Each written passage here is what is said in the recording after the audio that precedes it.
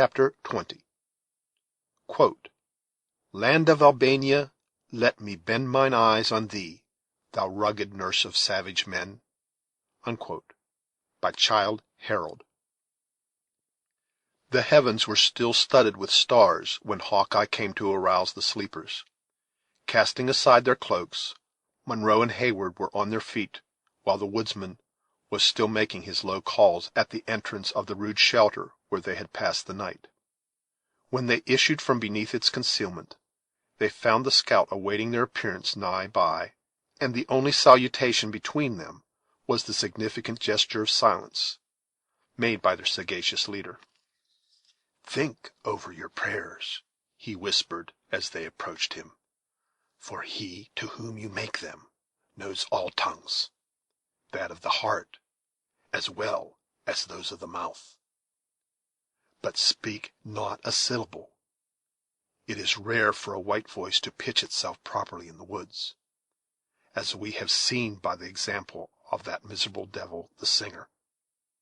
Come," he continued, turning toward a curtain of the works, "let us get into the ditch on this side, and be regardful to step on the stones and fragments of wood as you go."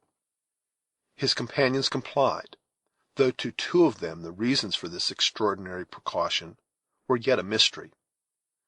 When they were in the low cavity that surrounded the earthen fort on three sides, they found that passage nearly choked by the ruins. With care and patience, however, they succeeded in clambering after the scout, until they reached the sandy shore of the Horican. "That's a trail that nothing but a nose can follow," said the satisfied scout, looking back along their difficult way. "Grass is a treacherous carpet for a flying party to tread on, but wood and stone take no print from a moccasin. Had you worn your iron boots, there might indeed have been something to fear, but with the deerskin suitably prepared, a man may trust himself, generally, on rocks with safety. Shove in the canoe nigher to the land, Uncas. This sand will take a stamp as easily as the butter of the Jarmans on the Mohawk. Softly, lad, softly.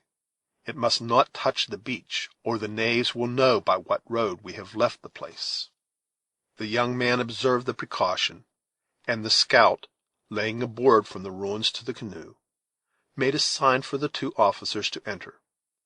When this was done, everything was studiously restored to its former disorder, and then Hawkeye succeeded in reaching his little birchen vessel, without leaving behind any of those marks which he appeared so much to dread. Heyward was silent until the Indians had cautiously paddled the canoe some distance from the fort, and with the broad and dark shadows that fell from the eastern mountain on the glassy surface of the lake, then he demanded, "What need have we for this stolen and hurried departure?" "If the blood of an Oneida could stain such a sheet of pure water as this we float on," returned the scout, "your two eyes would answer your own question. Have you forgotten the skulking reptile Uncas slew?" "By no means; but he was said to be alone, and dead men give no cause for fear." "Ay, he was alone in his deviltry; but an Indian whose tribe counts so many warriors need seldom fear his blood will run without the death shriek coming speedily from some of his enemies." "But our presence, the authority of Colonel Munro, would prove sufficient protection against the anger of our allies, especially in a case where the wretch so well merited his fate. I trust in heaven you have not deviated a single foot from the direct line of our course with so slight a reason."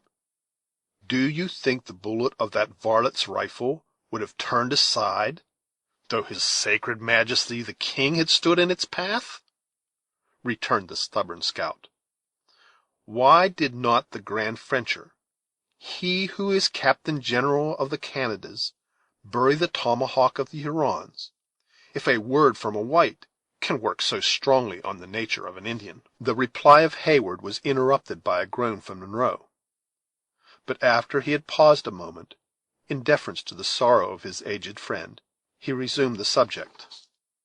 "The Marquis of Montcalm can only settle that air with his God," said the young man solemnly. "Ay, ay, now there is reason in your word, for they are bottomed on religion and honesty. There is a vast difference between throwing a regiment of whitecoats atwixt the tribes and the prisoners, and coaxing an angry savage to forget he carries a knife and rifle, with words that must begin with calling him your son. No, no," continued the scout, looking back at the dim shore of William Henry, which was now fast receding, and laughing in his own silent but heartfelt manner, "I have put a trail of water atween us, and unless the imps can make friends with the fishes, and hear who has paddled across their basin, this fine morning shall throw the length of the Horican behind us, before they have made up their minds which path to take. With foes in front and foes in our rear, our journey is like to be one of danger." "Danger!" repeated Hawkeye calmly. "No, not absolutely of danger, for with vigilant ears and quick eyes we can manage to keep a few hours ahead of the knaves. Or if we must try the rifle, there are three of us who understand its gifts as well as any you can name on the borders. No, not of danger, but that we shall have what you may call a brisk push of it is probable, and it may happen a brush, a scrimmage, or some such diversion, but always where covers are good and ammunition abundant." It is possible that Hayward's estimate of danger differed in some degree from that of the scout, for instead of replying he now sat in silence while the canoe glided over several miles of water. Just as the day dawned they entered the narrows of the lake, and stole swiftly and cautiously among their numberless little islands. The beauties of Lake George are well known to every American tourist.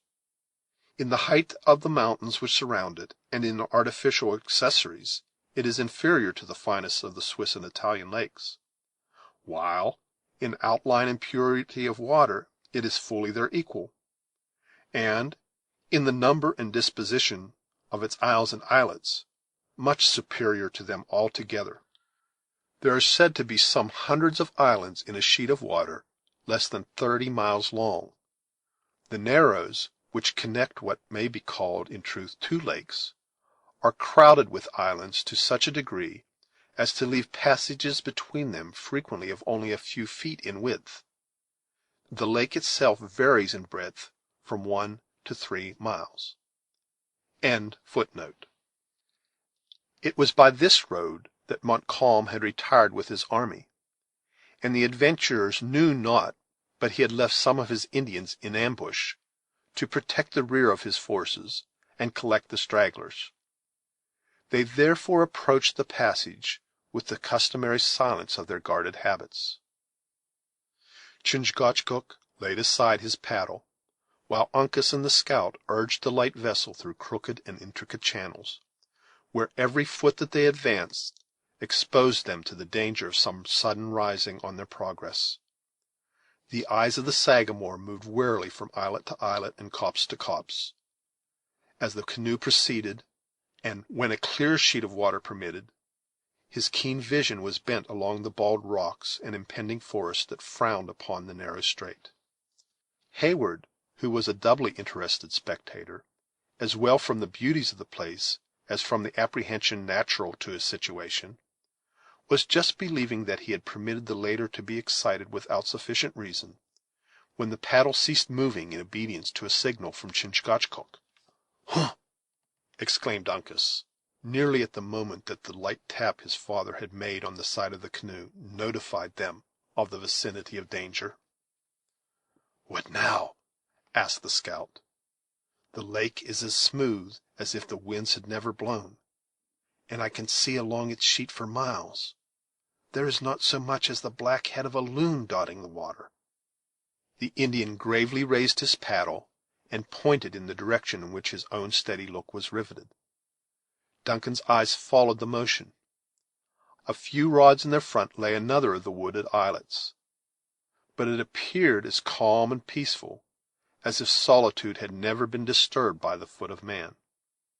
"I see nothing," he said, "but land and water, and a lovely scene it is." "Hist!" interrupted the scout. "Ay, Sagamore, there is always a reason for what you do. 'Tis but a shade, and yet it is not natural. You see the mist, Major, that is rising above the island? You can't call it a fog, for it is more like a streak of thin cloud." "It is vapor from the water." "That a child could tell. But what is the edging of blacker smoke that hangs on its lower side, and which you may trace down into the thicket of hazel? 'Tis from a fire, but one that, in my judgment, has been suffered to burn low." "Let us then push for the place and relieve our doubts," said the impatient Duncan. "The party must be small that can lie on such a bit of land." "If you judge of Indian cunning by the rules you find in books, or by white sagacity, they will lead you astray, if not to your death," returned Hawkeye, examining the signs of the place with that acuteness which distinguished him. "If I may be permitted to speak in this matter, it will be to say that we have but two things to choose between. The one is, to return, and give up all thoughts of following the Hurons." "Never!" exclaimed Heyward in a voice far too loud for their circumstances. "Well, well," continued Hawkeye, making a hasty sign to repress his impatience, "I am much of your mind myself, though I thought it becoming my experience to tell the whole. We must then make a push, and if the Indians or Frenchers are in the Narrows, run the gauntlet through these toppling mountains. Is there reason in my words, Sagamore?" The Indian made no answer other than by dropping his paddle into the water and urging forward the canoe. As he held the office of directing its course, his resolution was sufficiently indicated by the movement. The whole party now plied their paddles vigorously, and in a very few moments they had reached a point whence they might command an entire view of the northern shore of the island, the side that had hitherto been concealed. "There they are, by all the truth of signs," whispered the scout. "Two canoes and a smoke. The knaves haven't got their eyes out of the mist, or we should hear the accursed whoop. Together, friends, we are leaving them, and we are already nearly out of whistle of a bullet." The well-known crack of a rifle, whose ball came skipping along the placid surface of the strait, and a shrill yell from the island interrupted his speech, and announced that their passage was discovered. In another instant several savages were seen rushing into canoes, which were soon dancing over the water in pursuit. These fearful precursors of a coming struggle produced no change in the countenances and movements of his three guides, so far as Duncan could discover, except that the strokes of the paddle were longer and more in unison, and caused the little bark to spring forward like a creature possessing life and volition. "Hold them there, Sagamore," said Hawkeye, looking coolly backward over his left shoulder, while he still plied his paddle. "Keep them just there. Them Hurons have never a piece in their nation that will execute at this distance. But Killdeer has a barrel on which a man may calculate." The scout, having ascertained that the Mohicans were sufficient of themselves to maintain the requisite distance, deliberately laid aside his paddle and raised the fatal rifle.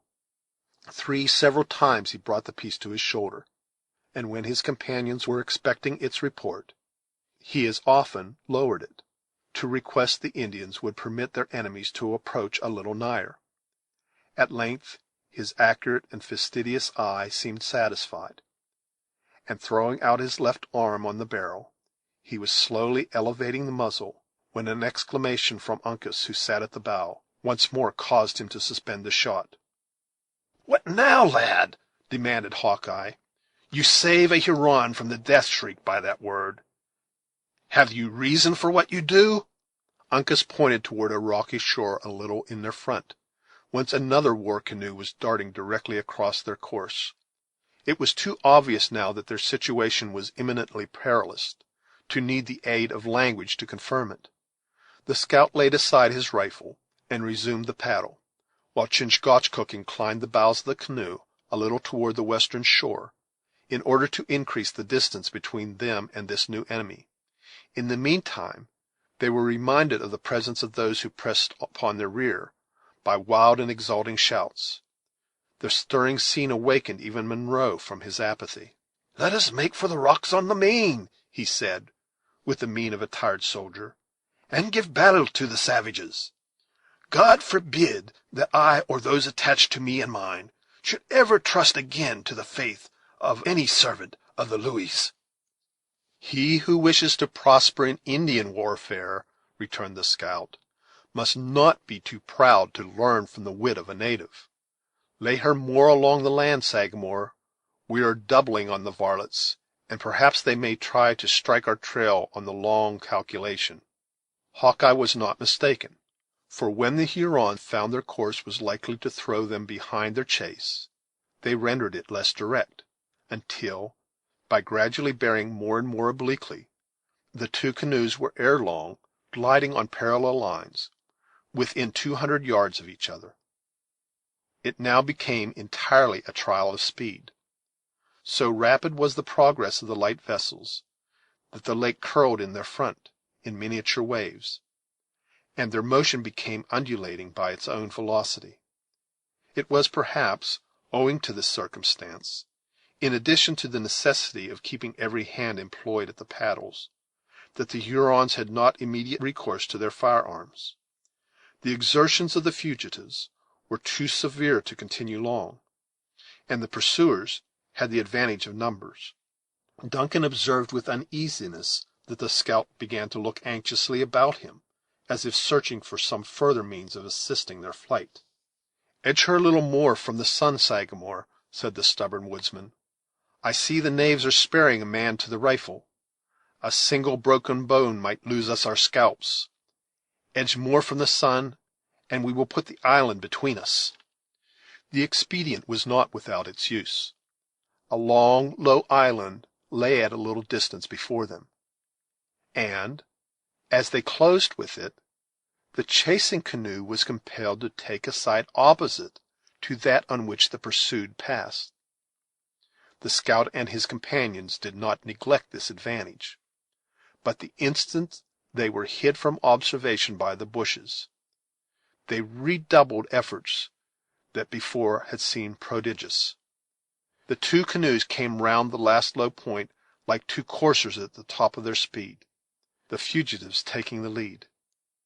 This change had brought them nigher to each other, however, while it altered their relative position.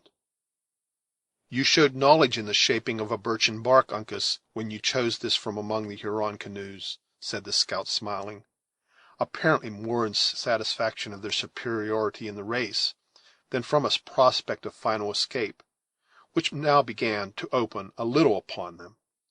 "The imps have put all their strength again at the paddles, and we are to struggle for our scalp with bits of flattened wood, instead of clouded barrels and true eyes. A long stroke, and together, friends." "They are preparing for a shot," said Hayward, "and as we are in line with them, it can scarcely fail." "Get you then into the bottom of the canoe," returned the scout, "you and the colonel. It will be so much taken from the size of the mark." Hayward smiled as he answered, "It would be an ill example for the highest in rank to dodge, while the warriors were under fire." "Lord, Lord, that is now a white man's courage!" exclaimed the scout, "and like too many of his notions not to be maintained by reason. Do you think the Sagamore, or Uncas, or even I, who am a man without a cross, would deliberate upon finding a cover in the scrimmage, when an open body would do no good? For what have the Frenchers reared up their Quebec, if fighting is always to be done in the clearings?" "All that you say is very true, my friend," replied Hayward. "Still, our customs must prevent us from doing as you wish." A volley from the Hurons interrupted the discourse, and as the bullets whistled about them, Duncan saw the head of Uncas turned, looking back at himself and Munro. Notwithstanding the nearness of the enemy, and his own great personal danger, the countenance of the young warrior expressed no other emotion, as the former was compelled to think, than amazement at finding men so willing to encounter so useless an exposure.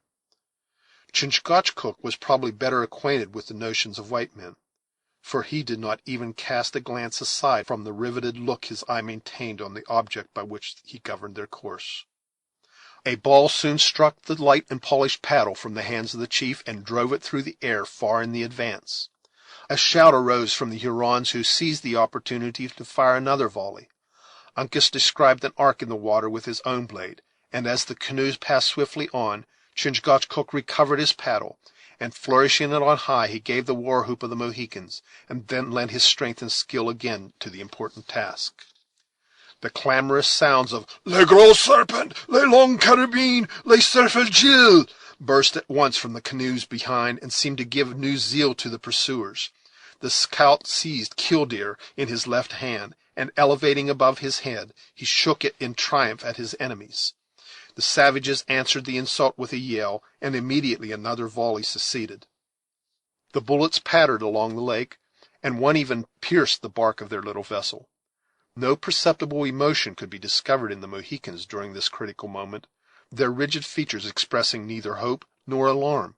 But the scout again turned his head, and, laughing in his own silent manner, he said to Heyward, "The knaves love to hear the sound of their pieces, but the eye is not to be found among the Mingoes that can calculate a true range in a dancing canoe. You see, the dumb devils have taken off a man to charge, and by the smallest measurement that can be allowed, we move 3 feet to their 2. Duncan, who was not altogether as easy under this nice estimate of distances as his companion, was glad to find, however, that owing to their superior dexterity, and the diversion among their enemies, they were very sensibly obtaining the advantage. The Hurons soon fired again, and a bullet struck the blade of Hawkeye's paddle without injury.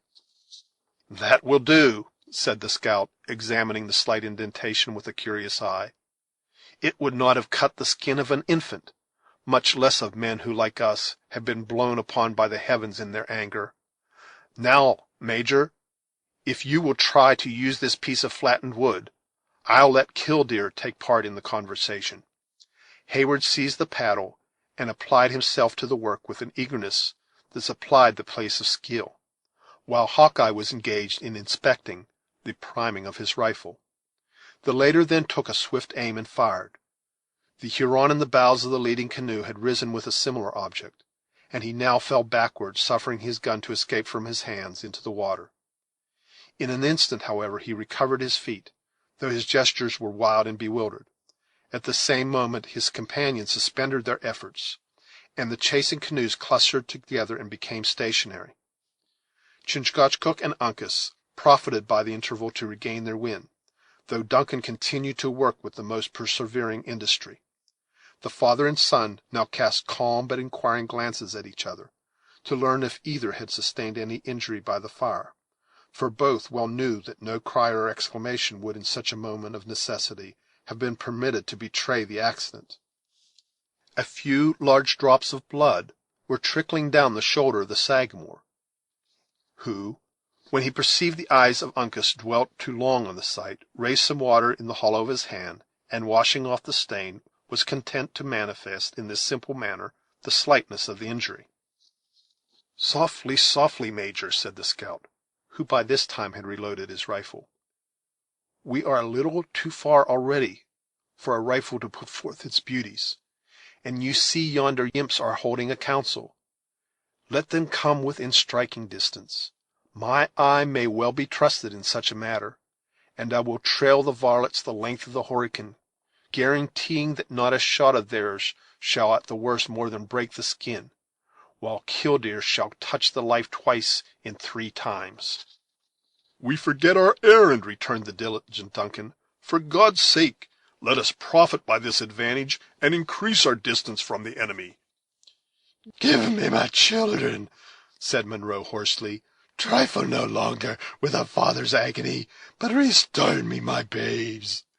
Long and habitual deference to the mandates of his superiors had taught the scout the virtue of obedience. Throwing a last and lingering glance at the distant canoes, he laid aside his rifle, and, relieving the wearied Duncan, resumed the paddle, which he wielded with sinews that never tired. His efforts were seconded by those of the Mohicans, and a very few minutes served to place such a sheet of water between them and their enemies, that Heyward once more breathed freely. The lake now began to expand, and their route lay along a wide reach that was lined, as before, by high and ragged mountains, but the islands were few and easily avoided.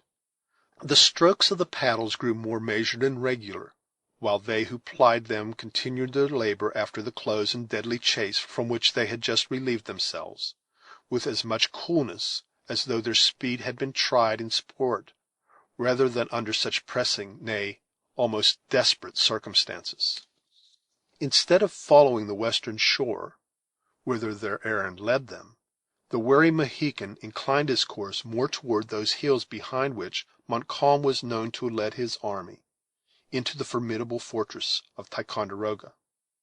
As the Hurons, to every appearance, had abandoned the pursuit, there was no apparent reason for this excess of caution. It was, however, maintained for hours, until they had reached a bay nigh the northern termination of the lake. Here the canoe was driven upon the beach, and the whole party landed. Hawkeye and Heyward ascended an adjacent bluff, where the former, after considering the expanse of water beneath him, pointed out to the latter a small black object, hovering under a headland, at the distance of several miles. "Do you see it?" demanded the scout. "Now what would you account that spot, were you left alone to wide experience to find your way through this wilderness?" "But for its distance and its magnitude, I would suppose it a bird. Can it be a living object?" "'Tis a canoe of birchen bark, and paddled by fierce and crafty Mingoes. Though Providence has lent to those who inhabit the woods eyes that would be needless to men in the settlements, where there are inventions to assist the sight, yet no human organs can see all the dangers which at this moment circumvent us. These varlets pretend to be bent chiefly on their sundown meal, but the moment it is dark they will be on our trail as true as hounds on the scent. We must throw them off, or our pursuit of Le Renard Subtil may be given up. These lakes are useful at times, especially when the game take to the water," continued the scout, gazing about him with a countenance of concern, "but they give no cover, except it be to the fishes. God knows what the country would be if the settlements should spread far from the two rivers. Both hunting and war would lose their beauty." "Let us not delay a moment without some good and obvious cause. I little like that smoke which you may see warming up along the rock above the canoe," interrupted the abstracted scout. "My life on it, other eyes than ours see it, and know its meaning.